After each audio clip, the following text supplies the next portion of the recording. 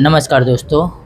आज action Mumbai news की team देखिए आई है भगत सिंह नगर 1 नंबर के यहाँ पे, जहाँ पे पावर ऑफ यूनिटी के एक बहुत ही ह्यूमनिटी दिखाने वाले बोलेंगे कि जहाँ पे कहीं भी किसी को भी ज़रूरत पड़ता है तो वहाँ पे पहुँचते हैं और उस चीज़ को प्रॉब्लम का जो भी होता है सॉल्यूशन उसको निकालते हैं और कहीं भी कोई भी प्रॉब्लम रहता है उसका कोई न कोई सॉल्यूशन निकाल के उसको आगे प्रोसेस करते हैं। इनका ख़ास करके भगत सिंह नगर 1 नंबर, 2 नंबर या फिर कहीं भी कोई भी चीज़ें होती है ख़ास कचड़े से रिलेटेड हो, गटर से रिलेटेड हो या फिर कोई भी सामाजिक जो प्रॉब्लम होता है उस प्रॉब्लम को सॉल्यूशन निकालने में ये एक्सपर्ट है। सर आप हमारे चैनल को अपना पूरा नाम और अपने फाउंडेशन के बारे में बताएँगे? सबसे पहले मैं आपके व्यूअर्स का बहुत-बहुत शुक्रगुज़ार हूँ कि और आपकी टीम का कि आप लोग आज मेरी बातों को अपने पास अपने चैनल पे दिखाने की कोशिश किया। मेरा नाम मुश्ताक जमाल है। मैं zero on power of humanity foundation का फाउंडर प्रेसिडेंट हूँ और 2020 में हमने ये संस्था चालू किया था, बहुत लोकल लेवल पे। हम लोग जो लड़के लोग थे, यंगस्टर्स थे और आज के टाइम पर हम लोग हमारे मोहल्ले के और इवन हमारे मोहल्ले के बाजू जितने भी लोग हैं, उन लोगों की जो भी परेशानी होती है उसको सॉल्व करने की हम पूरी कोशिश करते हैं और अच्छा लगता है हमको ये करते हुए। ये फाउंडेशन किसकी सोच है? आप अपने से सोच लाए कि आपको कोई इंस्पिरेशन दी मिला है? सर पैंडेमिक के टाइम पर हमने ये संस्था चालू किया था बिकॉज़ वो टाइम पर ऐसा था कि कोई किसी के बारे में नहीं सोच रहा था और उस वक़्त हम लोग 4-5 दोस्त लोग बाहर निकले और जब देखे कि बहुत ज़्यादा परेशानी फ़ेस करनी पड़ रही है लोगों को, तो हम लोगों ने एक ऐसा पहले 4 का ग्रुप बना, फिर वो लोगों ने फूड डिस्ट्रीब्यूट करने का काम किया। हॉस्पिटल में जाकर पेशेंट्स को, उनके रिलेटिव को जो क्वारंटाइन रूम में थे, जिनको क्वारंटाइन किया जाता था, वो लोगों को हम लोग देखभाल करने का था। फिर सब धीरे-धीरे करते-करते सब लड़कों की सोच थी, मतलब एक इंडिविजुअली मेरी मैं सोच नहीं बोलूँगा। मेरी पूरी टीम थी जो उस वक़्त काम कर रही थी और आज भी वो लोग मेरे साथ वैसे ही जुड़े, जैसा पैंडेमिक के टाइम पे जुड़े हुए थे। ये फाउंडेशन आपका कहाँ से कहाँ तक फैला हुआ है और लगभग-लगभग कितने लोग हैं और कहाँ-कहाँ पे कार्य करता है? ये मेरा ऑल ओवर मुंबई में है और पुणे में भी अभी मेरे साथ कुछ लोग जुड़े हुए हैं और फ़िलहाल तो हम लोग जितना भी ग्राउंड लेवल जहाँ पे भी मेरे लोग हैं, मलाड में हैं, यहाँ गोरेगाँव में हैं, मुंबई सेंटर में, बांद्रा में, जोगेश्वरी में, सब जगह पे मेरे लोग काम कर रहे हैं और इसी तरह से मतलब और अगर ज़िंदगी रही तो हम इसको सिर्फ़ यहाँ पर सीमित नहीं रखेंगे। हमारे पूरे देश में इस एनजीओ को रिप्रेज़ेंट करेंगे और हर किसी के अंदर ये मैसेज डालने की कोशिश करेंगे कि ह्यूमैनिटी सबसे इम्पोर्टेंट होता है बिकॉज़ मेरे एनजीओ का नाम है द पावर ऑफ ह्यूमैनिटी। हम सब एक ही हमारा स्लोगन है। हमको जात धर्म देखते हुए काम नहीं करना है। हम लोगों को ये दिखाना है कि ह्यूमैनिटी सबसे इम्पोर्टेंट है, धर्म बाद में आता है, ह्यूमैनिटी पहले ज़रूरी है, प्रायोरिटी पहले है। यहाँ पे ख़ास करके आज भगत सिंह नगर में क्या-क्या आपको प्रॉब्लम देखने को मिली और उसका सॉल्यूशन किस तरह से आपने किया है? मैंने गए सितंबर में एक मुहिम चालू किया था, हमारा मोहल्ला हमारी ज़िम्मेदारी का। उस मुहिम में मैं देखता हूँ कि मैं एज़ अ फाउंडर मैं काम कराने के लिए ग्राउंड पर उतरा। गंदगी बहुत ज़्यादा थी बेहिसाब और 15 दिन का मैंने टास्क लिया था। वो 15 दिन के टास्क को कंप्लीट करते मुझे 3 महीना हो गया। 3 महीने के बाद में भी ना फ़र्क कुछ भी नहीं दिखा। मतलब जब मैं काम करने के लिए जा रहा था, ग्राउंड पर उतरा था, तो मैं जिससे जो भी बीएमसी वर्कर से काम करवा रहा हूँ, मैं किसी से काम करवा रहा हूँ, तो होता ये था कि वो लोगों को ना मना कर दिया था कि तुम काम मत करो हमारे इधर पर और अगर तुम आओगे तो विदाउट हमारे इन्फॉर्मेशन के, विदाउट हमको बिना बताए तुम यहाँ काम नहीं कर सकते। तो वो लोग मैंने मुझे प्रेशराइज़ किया, वो लोगों ने मुझे दबाव डाला कि सर आप अगर काम कर भी रहे हो, तो आप वीडियो मत बनाओ और अगर वीडियो बनाओगे तो कहीं अपलोड मत करो। मैं बोला ये क्यों? तो बोले कि पॉलिटिकल इश्यू है। ये एग्ज़ैक्ट लाइन रहता है वो लोगों का कि पॉलिटिकल इश्यू है और बहुत टूट जाता हूँ कि मैंने बोला बीएमसी किसी पॉलिटिकल पार्टी के लिए काम नहीं करती है। बीएमसी खुद में ल सेवा काम करता है, वो जो उनको काम दिया गया है ऊपर से। लेकिन जब वो मुझे ये बात बोलते हैं कि हमको पॉलिटिकल इश्यू है तो बहुत ज़्यादा टूट जाता हूँ। मैं अकेला बंदा या मेरी अकेली संस्था ग्राउंड लेवल पर जब काम करे और उनको ऊपर से ये आंसर है कि पॉलिटिकल इश्यू है, तो ये ऐसा लगता है कहीं न कहीं हमारे वार्ड में पी साउथ वार्ड में डिक्टेटरशिप आ गया, बिकॉज पॉलिटिकल इशू बोल दिया। अगर वो कुछ और रीज़न देता तो मुझे चल जाता था, लेकिन पॉलिटिकल इशू बोला तो पॉलिटिकल इशू बोला तो डिक्टेटरशिप में आ जाता है वो। और फिर टूटने के बाद में फिर मैंने मेरे मेरे जो कार्य था उसको 11 दिन में मैंने बंद ख़त्म किया। अभी रिसेंटली मैंने 11 दिन होने पर मैंने ख़त्म किया। हालांकि मैं सोचा था नहीं इसको पूरा 15 दिन खींच लूँगा, लेकिन वो 15 दिन सिर्फ और सिर्फ लोगों की परेशानी दिखाने का था, लेकिन वो नहीं हो पाया इन लोगों की वजह से। फिर मैंने छोड़ दिया। मैं उनको ब्लेम नहीं करूँगा, वो अपना काम कर रहे, वो अपनी अपनी रियलिटी नहीं दिखाना चाहते, इसके लिए वो लोगों ने प्रेशराइज किया। अफसोस इस बात का है कि बीएमसी के कुछ वर्कर वो भी डर जाते हैं, घबरा जाते हैं कि नहीं अगर हमारी इनकी रियलिटी अगर हम लोग दिखा देंगे तो फिर कहीं ना कहीं वो लोग का जॉब जाने का खतरा हो या कुछ भी। तो मैंने खुद से अपना कदम पीछे लिया। मेरे को ऐसा किसी के ऊपर डालूंगा नहीं, मैं ब्लेम नहीं कर सकता। पॉलिटिकल प्रेशर किस हिसाब से रहता था कि आप अगर पॉलिटिकल प्रेशर रहता है तो आप जो कार्य करने जा रहे हैं तो बीएमसी के लोग आपको हेल्प करने से मना करते थे कि किस हिसाब से होता था? क्या-क्या कार्य में आपको पॉलिटिकल प्रेशर झेलना पड़ा है, क्या-क्या नहीं? सर पॉलिटिकल इशू कौन कौन के तरीके से अगर मैं आपको बता दूं तो सबसे पहले मैं जब भी ग्राउंड पे उतरता था, जैसे कि मेरा मुहिम था, तो मुहिम मुझे हर किसी को दिखाना बहुत ज़रूरी था कि मैं 15 दिन में आज क्या काम कर रहा हूँ, कल क्या काम कर रहा हूँ, उसके बाद में कैसे काम कर रहा हूँ और कौन सा काम मैं किस तरीके से कर रहा हूँ, ताकि कार्य का विवरण भी होता था। हाँ कि इस अगर आप ये काम करने के लिए जा रहे हो, अगर आप बाथरूम साफ कराने जा रहे हो तो उसको किस तरीके से साफ करो, बहुत बड़ा ग्राउंड और बहुत ज़्यादा गंदगी तो उसको किस तरीके से साफ करो। तो जब मैं ये वीडियो बनाने के लिए जब उतर जाता था ना तो लोग बोलते सर प्लीज़ आप वीडियो मत बनाओ, आप सफाई करा कर ले लो लेकिन आप वीडियो मत बनाओ। तकलीफ इस बात का था कि मैं वीडियो क्यों नहीं बनाऊँ, क्या मुझे राइट्स नहीं है या सुप्रीम कोर्ट का ऑर्डर है कि बीएमसी अगर कोई काम करेगी तो वीडियो मत बनाओ। मैं या तो हमारे देश के संविधान को मानूंगा, हमारे सुप्रीम कोर्ट को मानूंगा, या तो फिर हमारा कोर्ट ने किसी कोर्ट ने बोला या फिर पार्लियामेंट में कहीं पे कुछ ऑर्डर निकला होगा तो मानूंगा, अदरवाइज मैं किसी के ऑर्डर को क्यों मानूँ, ये था। तो ये सबसे प्रेशर हो अभी सुनने में आया कि आपने किसी जगह पे लोगों को बीएमसी के लोगों को अवार्ड देने की शुरुआत की है, वो कैसा अवार्ड था और किस हिसाब से था? सर ये इस हिसाब से था कि एन वार्ड के नॉर्थ वार्ड में कुछ बीएमसी सर्वेंट ऐसे थे जो लोग बेखौफ बेडर कहीं भी जाकर without any protocol without any political दबाव के इससे अगर उनको आता भी होगा या कुछ भी था लेकिन वो बेधड़क काम कर रहे थे। वैसे लोगों का मुझे नाम मालूम पड़ा, वैसे लोगों का मैंने काम देखा, सोशल मीडिया पे भी उनका बहुत सारा काम आया था। मैंने उनका पता निकाला, फिर उसके बाद में मैंने उन कुछ लोगों को, जैसे कि हमारे एक डैनियल पालवास करके और प्रवीण सरतेक, उनको हमने अपनी तरफ से अपने एनजीओ की तरफ से सर्टिफिकेट से नवाजा कि सर आप लोग ने बेखौफ बेडर मालवनी जैसे जगह पे विदाउट एनी पुलिस प्रोटेक्शन की आप लोगों ने काम किया, तोड़फोड़ किया, बिकॉज वो इलीगल था, तो उन लोगों ने काम किया बेखौफ बेडर।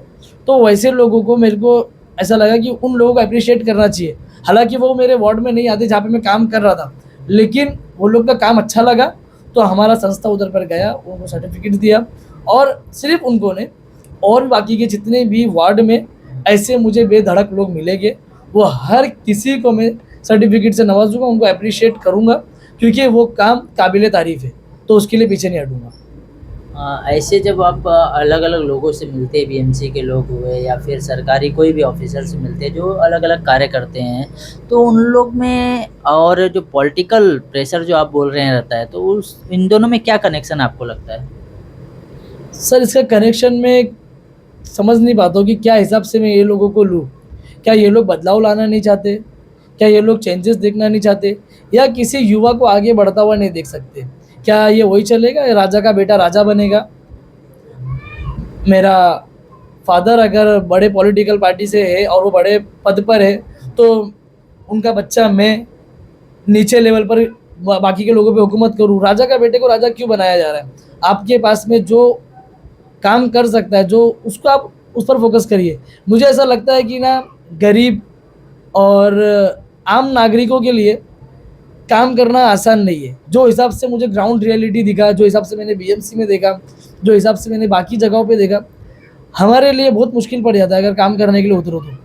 और तकलीफ़ की बात ये है कि हमारा देश आगे बढ़ रहा है और आज भी हम लोग अलग अलग मुद्दों पे अलग अलग तबके की बात कर रहे हैं, कोई जात धर्म पे बात कर रहा है, कोई किसी और टॉपिक पे बात कर रहा है, लेकिन अनएम्प्लॉयमेंट पे, बेरोजगारी पे, देश की महंगाई पर कोई बात नहीं करता है। हर किसी को एक ही मुद्दा चाहिए, क्या है, एक मुद्दा मिल गया है, हिंदू मुस्लिम, मंदिर मस्जिद तो चल रहा है। लेकिन मैं तो इतना जानता हूँ सर, क्या हमारा देश बहुत पीछे हो गया, फिर वो एजुकेशन के मामले में हो या अनएम्प्लॉयमेंट के मामले में हो या किसी के मामले में हो। हम सबको, सिर्फ ये लड़ाई मेरे अकेले की नहीं है, हम सबको आगे बढ़ना चाहिए और देश को बदलने की पूरी कोशिश करना चाहिए। इसके लिए मैंने मेरे चैनल पर हर चीज़ जो मैं करता हूँ उसका वीडियो डालता हूँ यूट्यूब पे, कि वो लोग देखें और उस चीज़ से वो लोग प्रेरणा लेकर कि तरीका क्या है उस हिसाब से वो लोग काम करें। ताकि मैं चाहता हूँ कि मैं अकेला मुश्ताक जमाल फील्ड पे काम ना करूँ, मेरे जैसे 100-50,000 लोग ग्राउंड पे काम करें, मेरा नाम नहीं आएगा, मुझे चलेगा। लेकिन देश बदलना चाहिए, लोगों की सोच बदलना चाहिए और काम होना चाहिए। मुश्ताक जमाल जी, खास करके आपका बैकग्राउंड क्या है? ये आप मूल निवासी कहाँ के हैं, यहाँ के हैं, आपका मूल गांव कहाँ है, इसके बारे में भी आप बताएंगे दर्शकों को? सर मैं बॉर्न मुंबई का हूँ और मुंबई गोरेगांव में यहीं पर बचपन से पला बड़ा सब कुछ हुआ। हमारे जो फादर है वो यूपी से बिलोंग करते, बलरामपुर साइड से। और लेकिन मेरा ज़्यादातर वक्त मैं ये नहीं बोलूँगा, मेरा पूरा ज़िंदगी का पूरा समय मैंने गोरेगांव को ही दिया हूँ और यही सब कुछ मेरा है। गोरेगांव मेरा घर है, मेरा सब कुछ गोरेगांव है, आपका मुंबई है। एजुकेशन वगैरह क्या है? सर मेरा क्वालिफिकेशन 12th है, बहुत जल्दी मैं एक डिग्री मेरी चालू किया हूँ, आने वाले 3 साल में वो डिग्री भी आप लोग को दिख जाएगी, उस पर भी काम कर रहा हूँ, पढ़ाई कर रहा हूँ अभी मैं। आप इतने यंग एज में तरह तरह के अलग अलग कार्य कर रहे हैं, आपके साथ काफ़ी लोग युवा जुड़े हुए हैं। बाहर जाते हुए आपको किस तरह से कठिनाइयों का सामना नहीं सब लिए? यहाँ पे तो आप गोरेगांव में हैं, यहाँ सब प्रॉब्लम आप हैंडल करते होंगे। बाहर के प्रॉब्लम्स को कैसे हैंडल करते हैं? जैसे आप मालवनी में गए, कोई प्रॉब्लम सॉल्यूशन करता है तो वहाँ पे किस तरह से हेल्प मिलती है आपको? सर जब मैं मालवनी में जाता हूँ तो काफ़ी तर लोग मुझे, पहले तो मुझे ना बहुत लोग प्यार देते कि भाई आप जो भी कर रहे हो मैं आपकी वीडियो देखता हूँ, मेरे को ना बहुत अच्छा लगता है आपका काम करने का तरीका, आप बैक ऑफ बैड डर काम कर रहे हो। उसके बाद में कुछ लोग मुझसे ये पूछते भी है कि भाई अगर ये काम है तो ये काम को कैसा करने का तरीका है, इसको किस तरीके से किया जाए, वो होता है। तो कुछ लोग जो पॉलिटिशियंस के आगे पीछे घूमते रहते, वो लोगों की नाराज़गी भी है कि मैं उनके जो सदर है उनकी रियलिटी, ग्राउंड रियलिटी में दिखा देता हूँ, तो लोग की नाराज़गी भी रहती है। तो मेरे को इतना फ़र्क नहीं पड़ता, लोग मेरे से अप्रिशिएट हो रहे, जो लोग मेरे से पॉजिटिव वाइब्स लेते वो लोग का दिल से बहुत प्यार है, और जो लोग मेरे से नेगेटिविटी लेते तो उन लोगों को ज़रूरत है कि वो एक बार मेरे से मिले, मेरा काम देखे। अगर मैं गलत दिखूंगा तो आप लोग बेधड़क मुझे बोले कि तुम इस जगह पे गलत हो, और मेरी गलती रहेगी तो मैं उस गलती को एक्सेप्ट करूँगा। फिलहाल तो मैं जानता हूँ कि अभी तक के मेरे से कोई ऐसी गलती नहीं हुई जिससे किसी भी लोगों को गलत लगा हो। मालवनी ऐसे जगह पर बहुत प्यार मिलता है। जब मैं जोगेश्वरी जाता हूँ, मुंबई सेंटर जाता हूँ, बैंड्रा जाता हूँ, तो वहाँ पे मुझे प्यार मिलते, पूना में मुझे प्यार मिलते। सिर्फ और सिर्फ मुझे लोग मेरे नाम से नहीं जानते, मुझे लोग मेरे काम से जानते कि फ़लाना काम मुश्ताक जमाल ने कराया था, फ़लाना काम मुश्ताक जमाल ने कराया था। इवन मैं आज भी मैं आपको बता दूँ आपके चैनल के माध्यम से कि मैंने बहुत से लोगों का फ्री में बाईपास सर्जरी, एंजियोप्लास्टी कराया है। इवन आज भी मेरा एक पेशेंट हॉस्पिटल में एडमिट है जिसका मैं बाईपास सर्जरी करवा रहा हूँ, उसकी भी वीडियो, उसकी भी डिटेलिंग कि मैं कौन सी चीज़ों को, ये बाईपास सर्जरी फ्री में कैसे करा देता हूँ, एंजियोप्लास्टी फ्री में कैसे करा देता हूँ। बहुत जल्दी मैं उसका भी वीडियो अपने चैनल पर डालूंगा और आपके भी चैनल को बोलूँगा कि आप लोग भी उसमें अपलोड करें, ताकि लोग काम करना सीखे, काम करना बताए, ताकि हर कोई जागरूक हो जाए, काम करने का तरीका समझ में आ जाए। बेसिकली आपके पास कैसे लोग आते हैं अपनी अपनी समस्याएं लोग के? आप सार्वजनिक समस्याएं तो देख रहे हैं, पर्सनल समस्या जैसे आपने अभी बताया बाईपास सर्जरी हुआ या कुछ हुआ, ऐसे कैसे लोग आपके पास आते हैं? आप बोलते मैं धर्म जात को नहीं देखता हूँ, तो आपके पास कैसे लोग ज़्यादातर आते हैं, कौन से लोग आते हैं? सर मेरे पास हर तरह के लोग आते, हर मैटर, फिर वो हस्बैंड वाइफ का मैटर हो, बेटी को दामाद अगर मारता हो तो वो लोग आते हैं, वो लोग का प्रेशर, कुछ भी परेशानी, बच्चों की माँओं के पास में उनके बच्चों को पढ़ाने के लिए फ़ीस नहीं होता है वो लोग, जिनके घर में बुज़ुर्ग है, मेडिसिन्स नहीं है वो लोग, जो लोग अपने घर में बड़ा ऑपरेशन कराने जा रहे हैं उसका समझ में नहीं आता कि वो लोग कौन से तरीके से किया जाए। सर मैं फाइनेंशियली हेल्प मेरे से जितना होता है मैं कर लेता हूँ। मुझे मैन पावर से जहाँ पर हेल्प करना रहता है मैं वहाँ पे कर लेता हूँ। जितना मेरे पास में है मैं उतना कर लेता हूँ और सपोज़ अगर मेरे पास में नहीं भी है तो हम लोग क्या करते हैं कि हमारे जितने भी ग्रुप के जो लड़के लोग हैं वो लोग सब लोग अपने पास से कंट्रीब्यूट कर कर कोई चीज़ कर देते। तो बहुत सारे मल्टीपल इस पर काम कर लेते जिस पर लगता है कि हाँ काम हो जाएगा। जैसे मेडिकल फील्ड में ज़्यादा मैं फोकस करता हूँ बिकॉज़ एक कोई भी दुनिया का कोई भी गरीब इंसान उसकी पूरी सेविंग वन टाइम में ख़त्म हो जाती है जब वो हॉस्पिटल में एडमिट होता है। तो मैं फ़िलहाल फोकस किया हूँ कि मैं हॉस्पिटल पर ज़्यादा फोकस करता हूँ कि किसी भी इंसान अगर कोई वो हॉस्पिटल पे जाए तो उसका पैसा कम से कम भरना पड़े और मैं उसको कितना अच्छा सजेस्ट कर सकता हूँ कौन सी चीज़, तो मैं उसको अपना 100% देता हूँ मेडिकल फील्ड में। बेसिकली ज़्यादातर अपना सब कुछ आपके बारे में बता ही दिए दर्शकों को। लास्ट में मैं अपने दर्शकों से आपके बारे में लोगों के लिए क्या है, किस तरह से ऐसे एनजीओ से जुड़े, किस तरह से आपके एनजीओ को आगे बढ़ा रहे हैं आप, आपके साथ कनेक्ट होके किस तरह से आपके एनजीओ को और आगे बढ़ा सकते हैं, इसके बारे में भी आप सजेस्ट कर रही है। सर अपने एनजीओ को आगे बढ़ाने के लिए सबसे पहले अपने मोहल्ले में एक एकता, आपको बहुत बड़े ग्रुप बहुत बड़े ज़्यादा लोगों की ज़रूरत नहीं है। अगर आप लोग 10 लोग भी हैं और अपने ग्राउंड में अपने मोहल्ले में बदलाव लाना चाहते हैं तो आप लोग संस्था रजिस्टर्ड अगर नहीं भी कर सकते तो आप मेरे संस्था से जुड़ जाओ। मेरे संस्था का नाम लेकर आप काम करो, मैं आप लोग को हेल्प करूँगा। आप अपना मोहल्ले में अपना नाम करो, मुझे कोई फ़र्क नहीं पड़ता, लेकिन बदलाव लाने के लिए आपको किसी को भी अगर मेरी ज़रा भी हेल्प लगेगी और उसमें आपको किसी संस्था की ज़रूरत पड़ेगी, किसी एनजीओ की ज़रूरत पड़ेगी, कोई लेटर पैड की ज़रूरत पड़ेगी, मैं देने के लिए तैयार हूँ। अगर आपका मकसद आपका मोटो एकदम क्लियर है तो मैं काम करने के लिए हर किसी के साथ में रेडी हूँ। उसके बाद में उनको चेंजेस लाने का है तो कुछ चेंजेस लाने का वीडियो मैंने मेरे इंस्टाग्राम चैनल पे, यूट्यूब पे, हर जगह पे अपलोड कर दिया है। नई चैनल का नाम भी, यूट्यूब चैनल और इंस्टाग्राम का चैनल भी बता मेरा इंस्टाग्राम चैनल मुश्ताक जमाल 01 है और मेरा यूट्यूब पे भी सेम मुश्ताक जमाल 01 है। आप लोग उस पर जाकर जो जो चेंजेस मैंने स्पेसिफिक नाम दिया है कि हमारे मोहल्ले में सार्वजनिक बाथरूम कैसे साफ़ करें, सार्वजनिक गटर कैसे साफ़ करें, ग्राउंड कैसे साफ़ करें, स्पेसिफिक मैंने सब कुछ ऐसा दिया हुआ है। आप लोग देखेंगे तो आप लोग समझ जाएंगे। फिर भी अगर आप लोग कुछ भी चैलेंजेस होते तो आप लोग मुझे इंस्टाग्राम पे मैसेज कर सकते हो, डीएम कर देना, मैं आप लोग को मेरा पर्सनल कॉन्टैक्ट नंबर दे दूंगा। कम्युनिकेट करके हम लोग देश में बदलाव लाने की पूरी कोशिश करेंगे। अंत में लोगों से क्या अपील करेंगे आप, आपके चाहने वालों को, ना चाहने वालों से भी क्या अपील करेंगे?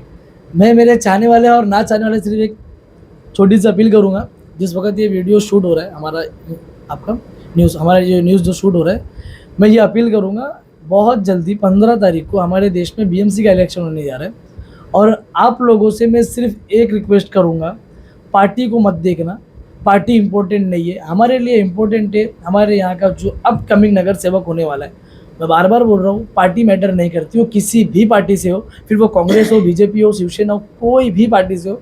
अगर वो कार्यकर्ता अच्छा है, अगर वो कैंडिडेट अच्छा है तो आप लोग प्लीज़ उसको सपोर्ट करो और उसके बाद में, उससे पहला, सपोर्ट करने से पहला उससे रिटर्न में लिख कर ले लो कि वो आने वाले 5 साल में हमारे क्षेत्र में किस तरीके से चेंजेस लाना चाहता है, किस तरीके से बच्चों का एजुकेशन को वो देखता है, किस तरह से मोहल्ले के बदलाव को देखता है, किस तरह महिलाओं की सेफ्टी को देखता है। मैं आप लोगों से अपील करता हूँ ये सब क्वेश्चन आप उनसे करके उनसे एक रिटर्न में लिख कर लेना, उसके बाद में उनको सपोर्ट करना। अगर कोई आपको नगर सेवक कैंडिडेट लिख कर नहीं देगा तो आप लोग उसको सपोर्ट मत करना। याद रखना, हम बहुत पीछे चले गए। 200 कंट्रीज़ में हमारी जो देश है 159 नंबर पर आता है एजुकेशन के मामले में। हम लोग अनएम्प्लॉयमेंट के मामले में बहुत पीछे। अगर हम लोग आज जागरूक नहीं हुए तो कल हमारी बर्बादी बहुत नज़दीक है। बार बार बोल रहा हूँ, पार्टी से लेना देना नहीं है। अगर आपके यहाँ पर बीजेपी का कैंडिडेट अच्छा है आप उसको सपोर्ट करो, लेकिन उससे पहले उससे रिटर्न में लिख कर ले लो। शिवसेना का अच्छा तो आप उसका लिखत में ले लो। किसी पार्टी से हो, मैं बार बार बोलता हूँ, मुझे फ़र्क नहीं पड़ता पार्टी से, मुझे बदलाव चाहिए, पार्टी कोई भी हो। शुक्रिया। तो ये थे हमारे बीच जमाल जी, जिनका कहना है कि सामाजिक कार्य को आगे बढ़ाने के लिए एक छोटे से लेवल से भी शुरुआत कर सकते हैं और अपने एरिया में, अपने आसपास में एक स्वच्छ मुहिम कर सकते हैं, या कोई एक भी मुहिम चालू करके हम लोग आगे कार्य कर सकते हैं। मैं कैमरामैन गौरव यादव के साथ कन्हैया लाल यादव, एएम न्यूज़। बहुत बहुत धन्यवाद आप लोगों का। Thank you.